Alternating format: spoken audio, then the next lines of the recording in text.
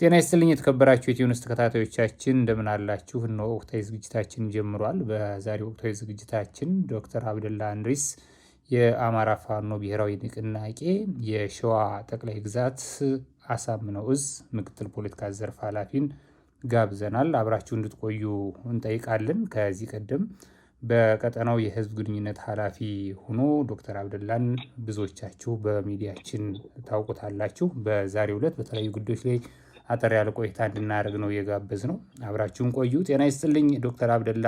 አርበኛ አብደላ እንደምን አለ? እንዴት ሰነበትህ? ሰላም ጤና ይስጥልኝ። እንዴት ሰነበታችሁ? በላይ ሰላም ነን፣ ክብሩ ይስፋ። በጣም አመሰግናለሁኝ። ስለተገናኘንም ደስ ብሎኛል። ቆየት ብለናል ከተገናኘን። እንግዲህ ዛሬ አንድ መነሻ የሆነን ጉዳይ ነበረ።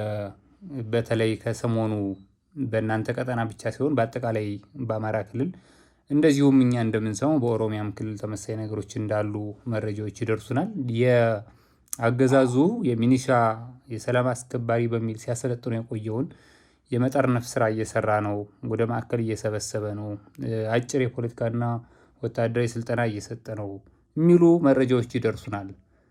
እውነት ነው ወይ? እናንተ የደረሳችሁበት መረጃ ምን ያሳያል? ምን ለማድረግ ነው? ወዴትስ ነው እንዲህ አይነት እንቅስቃሴ የሚያመለክተው? ምንድን ነው? በእናንተ በኩል ያለው መረጃ ምንድን ነው? አዲስ ነገር አለ? የተፈጠረ ነገር? አመሰግናለሁ በላይ፣ አንተም ስለጋበዝከኝ እኔም በድጋሚ ለሚዲያችሁ ክብር አለኝ። ክብር ይስጥልኝ።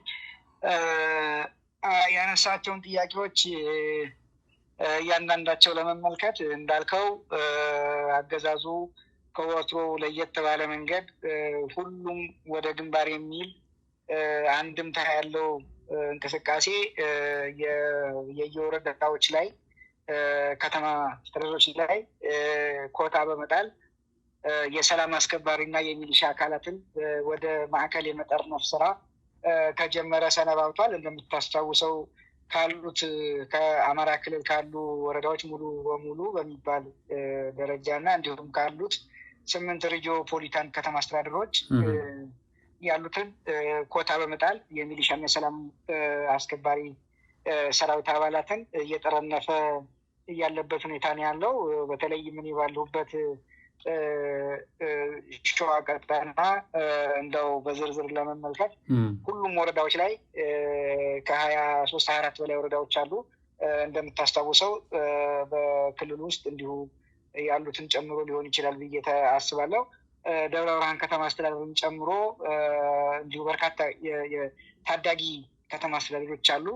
እነዚያንም እያንዳንዳቸው ላይ ኮታ ተጥሎ ብዛት ያለው ኃይል ወደ ማዕከል እያስገቡ ነው ያሉት። እንግዲህ ይሄ የኮታው ሁኔታ እንዳልኩ ከትናንሾቹ ከተማ አስተዳደሮች ላይ ወደ 70% የሚደርስ ከወረዳዎችም እንዲሁ ከ70% የሚደርስ ኮታ ተጥሎ እነዚህን ምንድነው ሰላም አስከባሪና የሚሊሻ አካላት አንዳንድ ቦታም ፖሊስን ጭምር የተካተቱበት ሆኖ ሰብስበው ጠርንፈው ወደ ደብረ ብርሃን ዩኒቨርሲቲ ስልጠና እስከ 27 ይመስለኛል ስልጠና የፖለቲካ ስልጠና በተለይም እየሰጡ ያሉበት ሁኔታ ነው ያለው። እንግዲህ አሁን ባለን መረጃ ሁሉም ወደ ግንባር የሚል ቅስቀሳ ተጀምሯል ማለት ነው።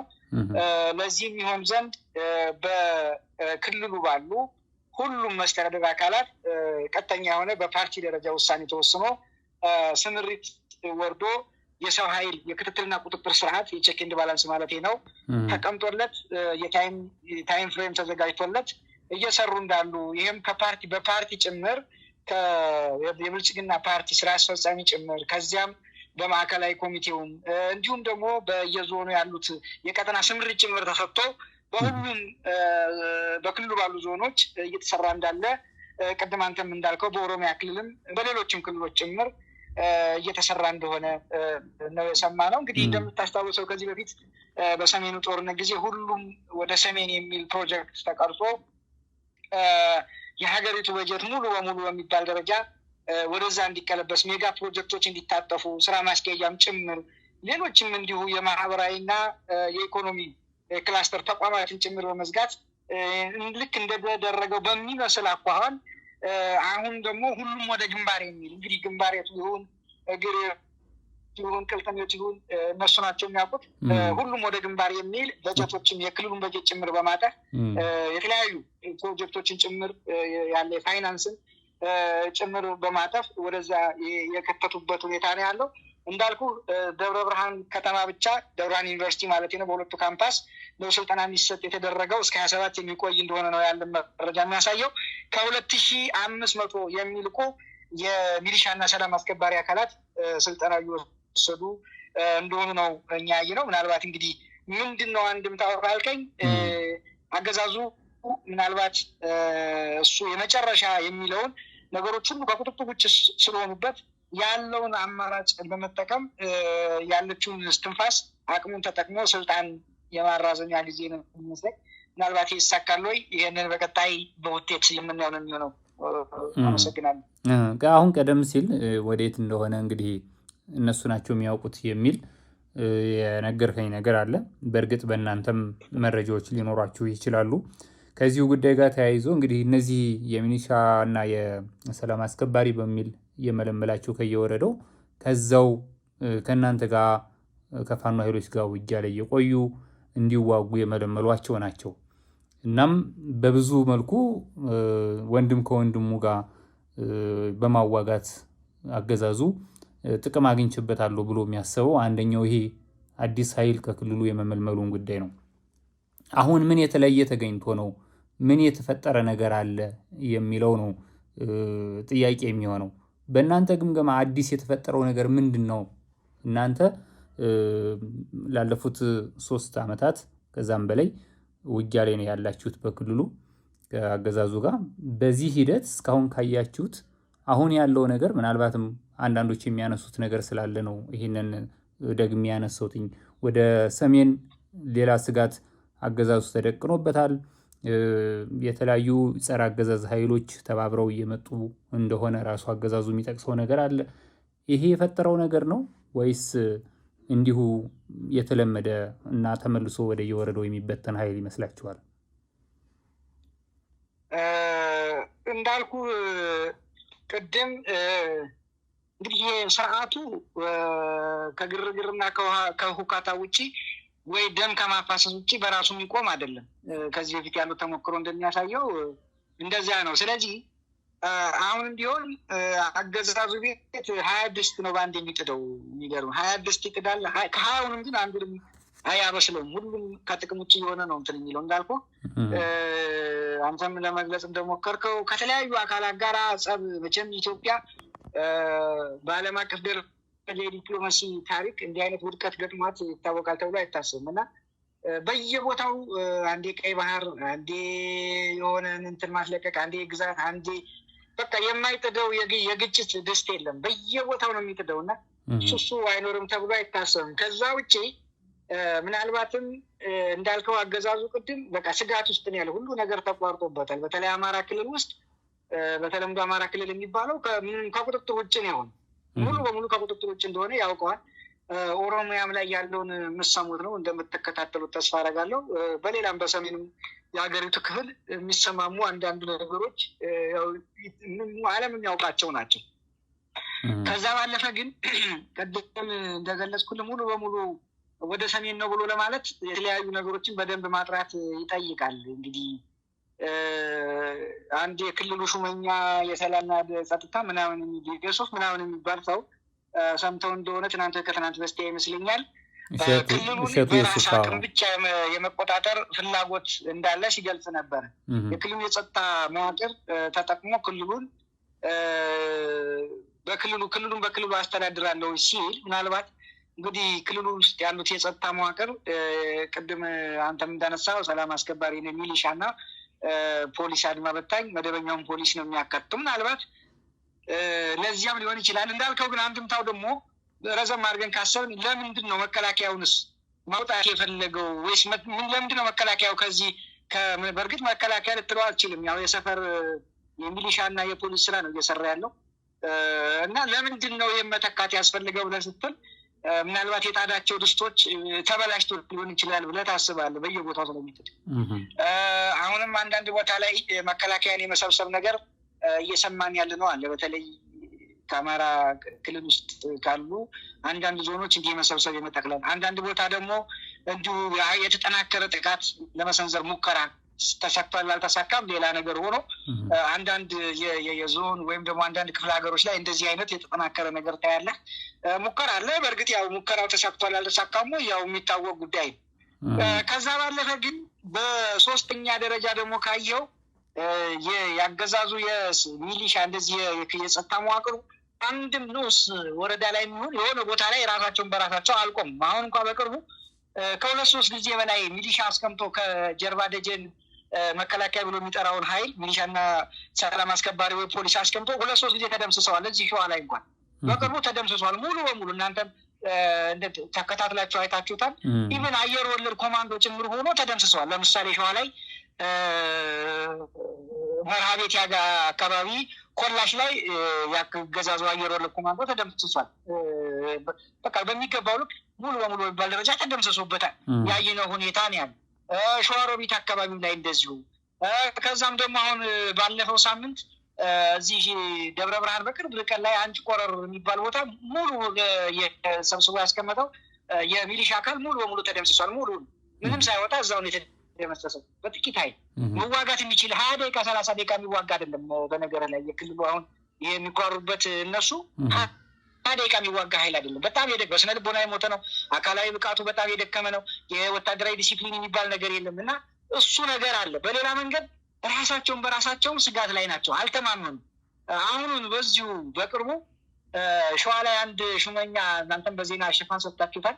ደብረ ብርሃን ዙሪያ የነበረ አንድ ቀደም ሲል የፋኖ አመራር የነበረ ከኛ ጋር እንዲያውም የአማራ ፋኖ በሸዋ የማህበራዊ ጉዳይ መምሪያ ኃላፊ የነበረ ከዛም ወደ አገዛዙ ከርቶ በመግባት እዚሁ ደብረ ብርሃን ከተማ ላይ የሚገኝ አንድ ወረዳ ላይ የሰላምና ጸጥታ ምክትል ኃላፊ ሆኖ ሲሰራ የነበረ ሰው እዛው መሀል ደብረ ብርሃን ላይ ቀን ለቀን በ4 ሰዓት ላይ እርምጃ ተወስዶበታል በቀጥታ ማለት ነው። ስለዚህ እነዚህ ነገሮች በርካታ ጉዳዮችን ስትገጣጥም ምናልባትም በሚሊሻው በኩል ያለው የስነ ልቦና የመዋጋት የታማኝነት ችግር ካለ ይህንን እንደ ተሐድሶ አድርጎ ሊመልስም ይችላል። ወይራስ ደግሞ እንዳልከው የተለያዩ ድስቶች የተጣዱትም እነኛም ብልሽት ገጥሞ ሊሆን ይችላል። ዞሮ ዞሮ ይሄ ነው ማለት አይቻልም። እንዳጠቃላይ ግን ስታየው አገዛዙ ላይ ከፍተኛ የሆነ ሽብር እንዳለ ታያለህ። ከፍተኛ ያለመተማመን ሁኔታዎች አሉ። ከፍተኛ የሆነ ስጋት አለ። እንዳልከው ሁሉም ወደ ግንባር የሚል ከነሱ ከውስጡ የምንሰማው ነገር አለ። እንግዲህ ቅድም እንዳልኩ የትኛው ግንባር ነው የሚለው አይታወቅም። በእርግጥ የአማራ ክልል አሁን ሙሉ በሙሉ ቤዛሞን ወለጋን ጨምረ ያው ያገዛዙ የግንባር ቦታ የሚሆነው እንግዲህ እሱን ለማጠናከር ነው ወይስ ሌላ ተጨማሪ ግንባር በሌሎች ክልሎች ለመክፈት የሚለውን እሱን ያው ጊዜ ቢፈታው ነው የተሻለ ነው። በጣም አመሰግናለሁ ዶክተር አብደላ። ቅድም በተወሰነ መልኩ የመራቤቴና የአንጭ ቆረርን እያነሳልኝ ነበር። ግን በአጠቃላይ በተለይ አፋብን ከተመሰረተ በኋላ እና በሸዋ ቀጠና የነበሩ 2 የተለያዩ እዞች በአንድነት አመራሮቻቸውን ካሳወቁ እና አደረጃጀታቸውን ካጠናከሩ በኋላ ያላችሁ ወታደራዊና ፖለቲካዊ እንቅስቃሴ ምን ይመስላል? አሁን ያላችሁበት ቁመና እንግዲህ አገዛዙን ሂደት እያየን ነው የቆየ ነው። በእርግጥ በእናንተ ቀጠና ደግሞ አገዛዙ 3 ክፍለ ጦሮች ይመስሉኛል የአየር ወለድና ኮማንዶ ስምሪት የሰጠበት ቀጠና ነው። የእናንተስ እንቅስቃሴ አሁን ያላችሁ አቅምና ቁመና እንዴት ይገለጻል? ከአንድነቱ በኋላ ምን የተፈጠረ አቅም አለ? እንዴት ይገለጻል? በጣም መልካም በላይ እንግዲህ ያው ሸዋ እኛ ያለነው በተለይም የሸዋ ኮማንድ ፖስት አፍለፊ የሚባለው ማለት ነው በቅርብ ርቀት ላይ ነው። ይሄ ማለት እንግዲህ ኦሮሚያን የተወሰኑ ኦሮሚያ የሚለውን እሱ የሸዋ ቀጠናዎችን የሚያካልል ነው። ምናልባት 3 ክፍለ ጦሮች ሳይሆኑ በዚህ ደረጃ ነው ያለው። ምናልባት የልዩ ዘመቻዎች እዝ የሚባል አለ በእነ ጀነራል ሹማ አብደታ የሚመራው ሙሉ እዙ እዚህ ሸዋ ላይ ነው ያለው። በነገር ላይ ተወሰነ እንደው በሻምበል በምናምን የሚወስድ ካልሆነ ሙሉ እዙ የልዩ ዘመቻዎች የሚባለው እዙ በእዝ ደረጃ ሸዋ ላይ ነው ሙሉ በሙሉ ያሰፈረው አየር ወለድ ኮማንዶ። እንዲሁም ተጨማሪ ባህር ኃይል ብለው ደብረ ብርሃን ከተማ ላይ ያሰፈሩት አለ። ባህር ኃይል እናደራጃለን ብለው እንደዚሁ እንደዚሁ ኮማንዶ የተመለመሉ እነሱን ጨምረህ በርካታ የሌሎች የክልሉ የጸጥታ ተቋማትን እንዲሁም እግረኛም ሰራዊት በተወሰነ መንገድ ጨምሮ ከአንድ እዝ በላይ ነው እዚህ ሸዋ ቀጠና ላይ የሰፈረው ማለት ነው። 3 ክፍለ ጦር ብቻ ሳይሆን ከአንድ እዝ በላይ አስሮ ነው እየተከላከለ ያለው እና ይሄ ግልጽ መሆን ስላለበት ነው። እንዲሁም በጣም የተሻለ ስልጠና ያላቸው የተሻለ እንትን ያላቸውን ሙሉ ሸዋ ላይ ነው ያሰፈረው። በእርግጥ እሱ ባሰበው ልክ ሆኖ አልሆነም፣ እሱ ሌላ ቢሆንም ቅሉ። ከዛ ባለፈ ወደ እኛ ቀጠና ልምጣልና ሸዋ ላይ እንደምታስታውሰው ከፍተኛ ቀውስ የነበረበት ቀጠና ነው። ሁላችሁም ታውቁታላችሁ። በተለይም በነበረን የእርስ በርስ ልዩነት ህዝባችንም በጣም ያዘንበት የሸዋ ብቻ ሳይሆን እንደ አማራ ጭምር ከዛም ሀገር ወዳድ ኢትዮጵያውያን ጭምር። ምክንያቱም የሁሉም መጨረሻ ሸዋ ነው። እንግዲህ ሸዋን ሳትረግጥ 4 ኪሎን ሸዋን 4 ኪሎም ያው ሸዋ ሊሆን ነው፣ ግን ሸዋን ጠቅልለህ ሳታስታክል ወደዛ የሚካሄድበት እድል እንዳልሆነ ሁሉም የሚያውቀው። ስለዚህ በሁሉም ዘንድ ተጠባቂ የነበረው የሸዋ ልዩነት ትንሽ አስከፊ ነበር። ሌላውም ማህበረሰቡም እንዲያው የአንድነቱን ጉዳይ አብዝቶ ነበር የሚናፍቀው። ይሄ ማለት ሌላው የአማራ ግዛት ያነሰ ሚና አለው እያልኩ አይደለም፣ ከአጨራረስ አኳያ ነው መግለጽ የፈለግኩት እና በዚህ ምክንያት በነበረው ልዩነት ብዙ ሰው የተከፋበት ኢቭን ከዚህ በፊትም ብለነዋል፣ በርካታ ጀብዶች ተፈጽመው እንኳን ህዝባችን ይሄን አይፈልግም ነበር። ሸዋ ላይ ጀብድ ተፈጸመ ስትለው የሚጠይቅህ የአንድነት ጉዳይ ነበር በስፋት እያነሳ የነበረው። ስለዚህ ያንን በተቻለ መጠን ባልተጠበቀ አገዛዙ በዚህ ልክ አልጠበቀው ቁጭ ብሎ በሰከነ በመነጋገር ልዩነቱ ተፈቷል።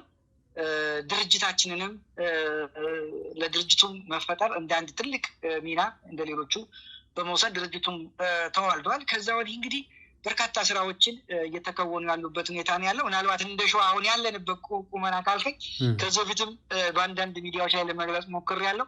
ምናልባት 2ቱን ፌዞች ጨርሰናል። አሁን አንደኛውን ፌዝ ሙሉ በሙሉ ጨርሰናል። ሁለተኛውንም እንደዚሁ ያገባደርንበት ሁኔታ ነው ያለው። ወደ 3ኛው መሄድ ነው የሚጠበቅብን። ምንድነው እንግዲህ ፌዝ 1 ላይ ዘርዘር አድርገህ እስኪ ምንድን ናቸው እነዚህ የታለፈ የተሰሩ?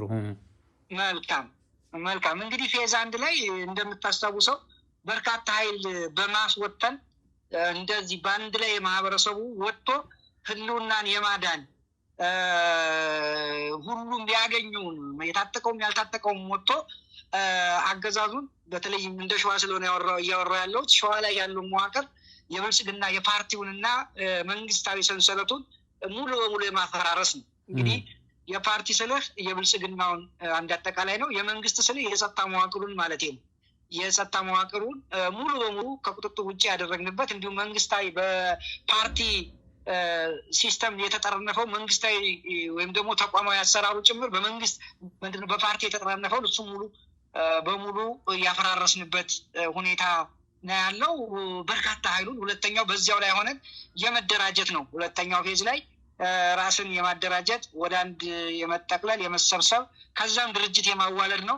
እሱም ያው በስኬት ነው የተጠናቀቀው። ቅድም እንደገለጽኩልህ በድርጅታዊ ምስረታ ላይ በመሰባሰቡ ውስጥ ሁነን ከፍተኛ ፈተና የነበረበት የእርስ በርስ ልዩነት የተፈጠረበት መስመር ያሰራር ምናምን የምንላቸው በርካታ ጉዳዮች እየተነሱበትና ድርጅታዊ ቅርጽ የተበተነው። ምክንያቱም እኛ የተነሳ ነው ከትንሽ አይደለም ከሰፊው ነው የተነሳ ነው።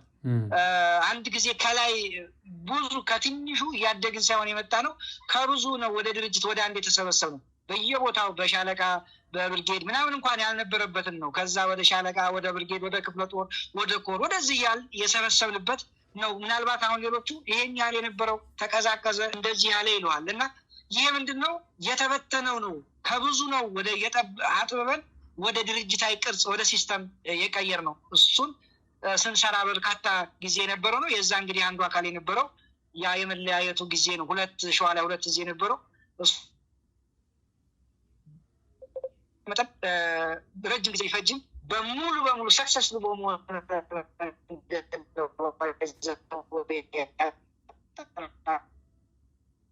እጅግ በላይ ያለ። አሁን ተመልሳል። ትንሽ ተቋርጠ ነበር፣ ተመልሳል። ቀጥልኝ። መደበኛ ስልክ ገብቶ ነው ይቅርታ። ምናልባት ሰክሰስፉል በሆነ መንገድ ስለ ድርጅት ሲዋሃድ አሁን መጠራጠር መፈራራት ምናምን አንዳንድ ቦታ ታያለ። ከሁለት ድርጅት ስንመጣ እዚህ ፍጹም አንድነት በተሞላበት አሁን ስምሪ ሲሰጥ ተሰበጣጥረን ነው የቀጠናችንን ስናደራጅ ቀጠናዎችንም አደራጅተናል። እንዳልኩ ቅድም ድርጅት ስናመጣ ቀጠናዎችንም አደራጅተናል። እንደሸዋ በአውራጃ በክላስተር በቀበሌ እንደዚህ አደራጅቶ ድርጅት ስምሪት ሰጥቶ ወደዛ የተገባበት የሰራዊቱንም እንደዚሁ ሰራዊትን ከህዝብ የመነጠል ማለት ህዝባዊ መዋቅር ለብቻው የሰራዊቱም እንደዚሁ ራሱን ችሎ እንዲሄድ ወታደራዊ በትክክለኛው መንገድ የማህበረሰቡን መሰረታዊ ግልጋሎት እንዲያገኝ ማድረግ ድርጅት እንዲሁም ወጥ ድርጅት አፋብንን የማዋለድ ጭምር የሰራንበት ሁለተኛው ነው። ሶስተኛው እንግዲህ ድርጅት ተወልዷል፣ አደረጃጀት ተፈጥሯል፣ ህዝብ ተደራጅቷል። በቂ ሰራዊት ካለ የመጨረሻው እንግዲህ ምን እንደሚሆን ያው በተግባር መገለጥ እና ተገልጦ ማሳየት በውጤት ነው የሚሆነው። ስለዚህ እንዳጠቃላይ ሁለቱ ፌዞች በውጤታማነት የተፈጸሙበት ሁኔታ እንዳለ ለመግለጽ ነው። በጣም አመሰግናለሁኝ። እንግዲህ ከዚሁ ከሸዋ ቀጠና አጠቃላይ ከእናንተ ቀጠና አንጻር በፌዴራል አገዛዙ ብቻ ሳይሆን ከክልሎችም እንደዚሁ የሚመጡ ስጋቶች የሚነገሩ ፖለቲካዊ ንግግሮችና በተግባርም ደግሞ ወታደራዊ ስምሪቶችን የምናይበት ቀጠና ነው። ከኦሮሚያ ክልል የነ ሽመልስ አብዲሳ ኃይል ወደ እናንተ ቀጠና ውጊያ ያደረገበትን የምናስታውሰው ነው። አሁን ደግሞ በቅርብ ከቀናት በፊት የክልሉ እንግዲህ የጸጥታ ቢሮ ኃላፊ ወታደራዊ አዛዥ ማለት ይቻላል ጄኔራል ናቸው በማድረግ ድንበር ዘለል የሆኑ ወደ ሌሎች ክልሎች ገብተን ህግ እናስከብራለን የሚል ንግግር አድርገዋል።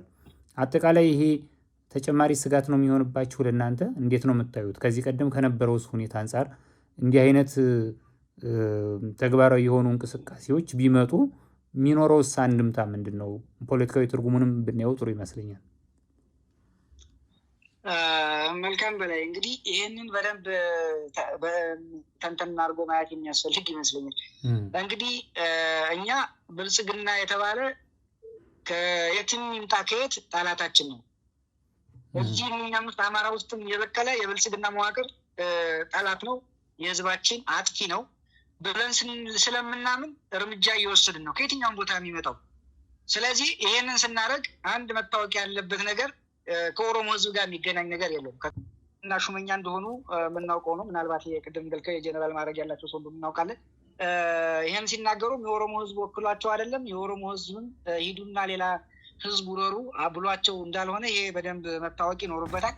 ከዛ ባሻገር ግን ይሄ እሳቸው በአንደበታቸው ይናገሩት እንጂ ከዚህ በፊትም እኮ ወረራዎች አሉ ማናውቃ በተለያየ ጊዜ በሚደረጉ ውጊያዎች በሚመረኩ የሰራዊት አካላት ውስጥ ደብረ ብርሃንም በለው ሸዋሮቢት በተለያየ ቦታ ላይ እኮ ይያዛሉ። ከዚህ ቦታ ከኦሮሞ የጸጥታ ኃይል እንደሆኑ ከኦሮሚያ የኦሮሚያ ሚሊሻዎች እንደሆኑ የልዩ ኃይል አባላት እንደሆኑ ይነገራል። ስለዚህ ዛሬ ይናገሩት እንጂ በተጨባጭ የታወቀ እዚህ ምንጃር ላይ እኮ ምንጃር በቅርቡ እኮ በወረራ እኮ የተያዘ መሬት አለ። ለምን እውነት ለመናገር አውራ ጎዳናን እኮ እንትን አድርገውታል። በኦሮሚያ ልዩ ኃይል እንዲጠበቅ አድርገው ታፔላ ሬክላም ሰቅለው እኮ ያሉበት ሁኔታ ነው ያለ። ይሄ የኦሮሞ ህዝብ ፍላጎት ነው ወይ ካልከኝ የኦሮሞ ህዝብ ፍላጎት አይደለም። የጥቂት ቅድም እንደተባለ የጥቂት አካላት ፍላጎት ነው። ስለዚህ እርምጃ እንወስዳለን በአንደበታቸው ዛሬ ይናገሩ እንጂ በተግባር ቆይተዋል። ሸዋ ደብረ ብርሃን ዙሪያ ላይ ከመንዲዳ የሚባል ከዚያች ጋር በተደጋጋሚ እየሄዱ እኮ ጥቃት የሚሰነዙት የኦሮሚያ ልዩ ኃይሎች ናቸው። እነዚህ ልዩ ኃይሎችን የሚያዘው አካል የኦሮሞ ህዝብ ነው ወይ ካልከኝ አይደለም፣ የኦሮሞ ህዝብንም የሚወክሉ አይደለም። የአማራን ህዝቡ ጋር የአማራን ሀብት ዝረፍ፣ የአማራን ንብረት አቃጥል ብሎ የሚልክ የኦሮሞ ህዝብ የለም፣ ሊኖርም አይችልም።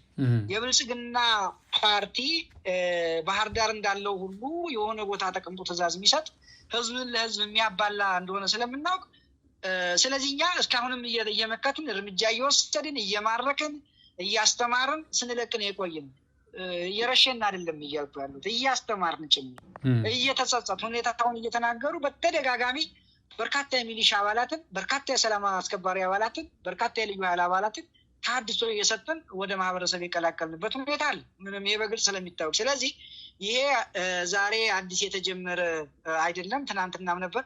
በእኛ በኩል የሚፈጥረው የጸጥታ መዋቅራችን ላይ ጫናም ሊኖር አይችልም። በፖለቲካ ምን የሚያመጣው ለውጥ የለም። ምናልባት ይህንን ግለሰቡ ይጠቅመን ካልሆነ ጎጂ አይደለም። ምናልባት ትናንትና ለህዝባችን ይሄ ነገር አለ፣ የኦሮሚያ ብልጽግና ፓርቲ በህዝባችን ላይ ወረራ እየፈጸመ ነው፣ ንብረት እያጠፋ ነው፣ የቦታ ማስፋፋት እያቀለ ሌሎች ስንል ማህበረሰባችን ላይ የቆይ ነው ራሳቸው በራሳቸው አንደበት ስላረጋገጡልን ለእኛ እንደ መልካም አጋጣሚ የምንወስደው ነው እንጂ እንደ ስጋት የምንቀበለው አይሆንም ማለት ነው።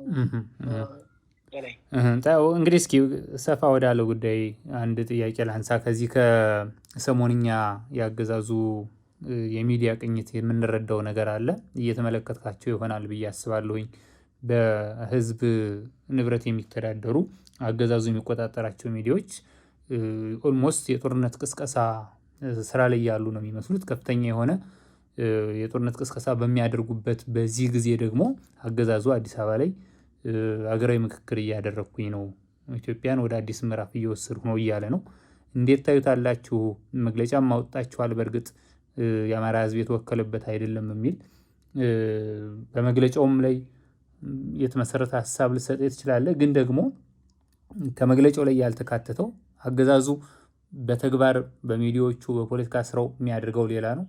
በአንጻሩ ደግሞ ሀገራዊ ምክክር እያደረግኩ ነው የሚልበትን መድረክ አዲስ አበባ ላይ አዘጋጅቷል። ይሄ ነገር ምናልባት ልክ ከዚህ ቀደም ህገ መንግስቱ ላይ እንደተፈጠረው ለአማራ ህዝብ ስጋት ይዞ የመጣ ይሆን? እንዴት ነው የምታዩት? እውነት ነው በላይ እንግዲህ ያገዛዙ የዚህ ዲጂታል ሚሊሻዎችን ብንበለው የውሸት መፈብረኪያ ማሽንም እንበለው ሌላም ስም ልንሰጠው እንችላለን። ብቻ እነዚህ እንትኖች ምንም ሙያዊ ስነ ምግባር የሚባል የሌላቸው ፕሪንሲፕል የሌላቸው ዝም ብሎ ለመኖር የተቋቋሙ፣ የሚገርመው ደግሞ በከፍተኛ ባጀት በህዝብ ግብር የሚተዳደሩ ናቸው። የሚያወሩትን ስለነሱ አሁን ይሄን ብሎ ማለት ብዙ የሚጠቅም አይመስልም። ምክንያቱም ሁሉም ሰው የሚያያቸው የለም። በነገር ላይ በላይ ገባ ብለህ ብታይ አሁን ላይቭ ሲተላለፍ የሆነ ቪዲያን ወይ ሁለት ሰው ወይ አንድ ሰው ምናምን ነው ገብቶ የምታየው። እያንዳንዱ ሞኒተር ብታደርገው የአገዛዙ ሚዲያዎች ፋና በለው ኤቲቪ በለው ዋልታ በለው አሚኮ በለው ምን የፈለገ ገብተህ ብታየው በጣም እርግጠኛ ሆኜ የምንነገር የምንችለው በቃ በጣም የሞተ ቁጥር ነው። ምንም ላይኖር ሁላ ይችላል። ምናልባት አንድ ብሎ ሊጽፍልህ ይችላል። አንተ ገብተህ ስታይ አንተኑ አሳይቶ እንጂ የሚከታተላቸው የለም። የእነሱን አሁን ውሸት የሚሰማ የለም በእርግጠኝነት። እኔ እናንተ አሁን የምንነጋገርበት አንድ የዩቱብ ቻናል ሊሆን ይችላል ወይ ምናልባት እንትን ልትሎች የአንተን 10 ደቂቃ የሚታዩን እነሱ በሳምንት የሚያይላቸው የለም። ይሄ ማለት ምንድነው? ውሸታም እንደሆኑ ይታወቃል። በቃ ህዝቡ አረጋግጦታል።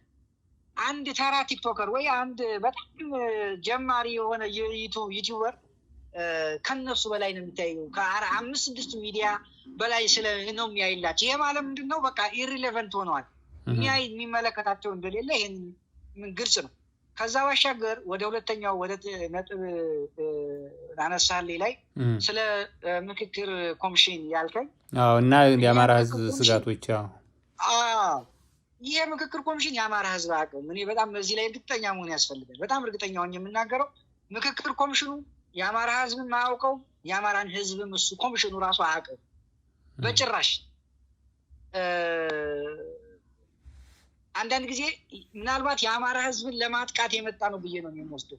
የአማራ ህዝብን ድጋሚ ለመበደል ህገ መንግስቱ ላይ ታስታውስ እንደሆነ ሲረቀቅ ሲዘጋጅ የአማራ ህዝብን አያውቀውም ነው እኛ እያልን ያለን አይደል? የሁሉ እንትን አንዱ እኮ የኛ ችግር እኮ የሚመነጨው አሁን የነጻነት ታጋይ የፋኖን አሁን አጠቃላይ ትግል ከወሰድከው የትግሉ መነሻም መጨረሻም የሚሆነው እኮ በትክክል ካየው ስራ መሰረቱ የህገ መንግስቱ በሽታ ነው። ሌላ እኮ አይደለም። ህገ መንግስቱን አላውቀውም፣ በማላውቀው ህገ መንግስት ተበድያለሁ፣ የሀገር መጤው አርጎ ቆጥሮኛል፣ የተሳሳተ ትርክት ፈጥሮብኛል። ይህ በመፈጠሩ ደግሞ ንብረቴ ጠፍቷል፣ በሰራኋት አያት ቅድመ አያቶቼ ባቆዩት ሀገር ላይ የመኖር መብቴ ተነፍጓል፣ አህዳዊ ነህ፣ ነፍጠኛ ነህ፣ ሌላ እየተባሉ ንብረቴ ወድሟል፣ እንድፈናቀል ተደርጌያለሁ፣ በባህሌ እንዳልኮራ ሆኛለሁ፣ የማመልክበት ማምለኪያ ተቋም በአደባባይ በመንግስታዊ ሽፋን እየተሰጠው ጭምር እየተቃጠለ ነው፣ እየተፈናቀልኩ ነው፣ ባዕድ ሆኛለሁ፣ በሀገሬ ላይ እኩል እንዳልነገር አድርጎኛል። ይሄ ደግሞ የሆነው ህገ መንግስቱ ሲዘጋጅ ባለመኖሬ ነው። ህገ መንግስቱን እኔ አላውቀውም። እኔንም አያቀኝም ነው የዚህ ሁሉ መጨረሻው። ይሄ ባይሆን መጨረሻ ላይ የዚህ ችግር አድጎ የህልውና ቅርቃር ውስጥ ገብቻለሁ ነው። ሌላ እኮ አይደለም። ያሁን የምንላቸው የህልውና ስጋት ተጨፈጨፈ ምናምን የምትለው የሚመነጨው ከዛ ነው፣ ከስርዓት ነው የሚመነጨው። ስርዓታዊ በሆነ መንገድ ጥቃት ተሰንዝሮብኛል ነው፣ ምንም ሌላ እኮ አይደለም። ይሄ ደግሞ የሆነው ስለማላውቀው ነው። ብኖር ኖሮ እዛ ላይ እኔ ራሴ ሪያክት ባደርግ ኖሮ ይሄ ነገር ሊፈጠር አይችልም ነበር በሚል ነው እንግዲህ ይህን ያህል ቀውስና ያገዛዙን ወንበር እስከ መነቅነቅ የደረሰ እንቅስቃሴ የተደረገው እኮ በዚያ ነው። ሌላ ምን ሊሆን ይችላል? አሁንም ልክ ያው እንደተፈጠረው ምክክር ኮሚሽን ብለው እንግዲህ ምናልባት ምን እንደሚባል አላውቅም፣ እንዲህ አይነት አስቂኝ የሆነ ድራማ እየሰሩ ነው የምታዩ። ምናልባት በዚህ ላይ አንድ መታወቅ ያለበት ምንድን ነው የሚሉት የአማራ ህዝብ ወኪላሉ ይሉ ወኪሎች አሉ ነገሌ እኮ የሚባሉ ሰዎች አማራዎች ናቸው፣ ከነሱ ሌላ አማራ ከየት እንቁጠር ነው የሚሉት። እኛ እኮ ህገ መንግስቱ ላይ እኮ በጭራሽ አማሮች ነበሩ አልተባለም። የነበሩት አማራዎች ግን አማርኛ ተናጋሪዎች ናቸው፣ አማራዎች አይደሉም። ሀቀኛ አማራዎች አማራ የወከላቸው አይደሉም ነው፣ ሌላ ምንም እኮ አይደለም። የምናስታውስ ከሆነ እኮ ህገ መንግስቱ ላይ እኮ እነ ዳዊት ዮሐንስ እኮ ተሳትፈዋል። እንደውም የኮሚሽን የዛ ህገ መንግስት አርቃቂ ኮሚሽን ምንድን ነው የሆነ ኃላፊነት ሰጥቶት ታስታውስ እንደሆነ የቀድሞ አፈ ጉባኤ የደሴ አካባቢ ተወላጅ ናቸው። ታስታውሳለህ በላይ እነሱ እነ ደመቀ መኮንን እኮ መጥተዋል። እነሱ አማራን የሚወክሉ አይደሉም። እኛ የምንፈልገው ሀቀኛ አማራ የወከላቸው አማራ በድምፁ እነገሌ ይሁንልኝ ያላቸው ይሁንልኝ፣ ሌላ ጥያቄ አይደለም። ዛሬ ይመጡና ምን ይለዋል መሰለህ? አይ ዛሬ እኮ በለጠ ሞላ የተባለ እኮ አማራ አለ ይላል። ይመጣን አይ የሆነ ጋሻው መርሻ የሚባል አለ። አይ ዛሬ እኮ እዚህ ጋር ዳምጦ ተሰማ የሚባል አማራ አለ፣ በፓርቲ ጭምር ያላቸው እና ሌሎችንም ቁጥር ሲደረድር ይውልልናል። ሌሎቹ ሀቀኛ እነሱ እኛን ሊወክሉ አይገባም ካልካቸው አይ ናቸው ይላል። እዛው ዞር ይልና ደግሞ የብልጽግና አንድ ክንፍ አድርጎ ደግሞ በምርጫ ክልል ላይ በነፃ ወንበር የፌዴራል ወንበር እንዲያገኙ አረኩ ይላል። ግልጽ እኮ ነው የሆነ እኮ ነው የምነግርህ። 6-7 ሰዎች እኮ የአማራ ይወክላል የተባለው አብን ሰዎች እኮ ያለ ውድድር እኮ ብልጽግና ወንበር ሰጥቷቸዋል፣ ስለሚያጫፍሩለት ማለት ነው። አማራ ሳይመርጣቸው በግድ አማራ ላይ የተጫኑ እኮ ሸክሞች ነው። ቆየት ይልና ደግሞ ተመስገን ጥሩነህ የሚባል ሰው አለ። ተመስገን ጥሩነህ የሚባል ፕራይም ሚኒስትር ደረጃ የደረሰ ይኸው እያስተባበረ ነው ይላል። አገኘሁ ተሻገር የሚባል ምናምን ይላል። እኛ እያልን ያለነው አሁንም እነዚህ ሰዎች አማርኛ ተናጋሪ እንደ ማንኛውም ግለሰብ ናቸው እንጂ የአማራ ወኪሎች አይደሉም። እውነተኛ የአማራ ወኪሎችም ስላልሆኑ የአማራን ጥቅምና ክብር ላለፉት 30 ምናምን ዓመት ያስደፈሩ ናቸው። አይሆኑም። ያስደፈሩ ድጋሚ ደግሞ ለድጋሚ ባርነት ሊሰጡ አይገባም። እነሱ አማራዎች አይደሉም። ይሄ ኮሚሽንም ሙሉ በሙሉ እንደ ተቋም የፖለቲካ ድለላ ነው የያዘው። የብልጽግናን የፖለቲካ ድለላ ነው የያዘው። እኛን የሚመለከት ጉዳይ አይደለም ነው ጥያቄው። ስለዚህ በዚህ ላይ በደንብ ካየው አሁንም ቢሆን በደንብ መነገር ያለበት የአማራ ህዝብና የተከበራችሁ ተመልካቾቻችን ዶክተር አብደላን ሊስንን በጣም አመሰግናለሁኝ። በኔትወርክ ችግር ምክንያት ውይይታችን በአግባቡ ለመቋጨት አልቻለም፣ ይቅርታ እንጠይቃለን። በሌላ ጊዜ እንጋብዛችኋለን። መልካም ጊዜ እንዲሆንላችሁ እመኛለሁ።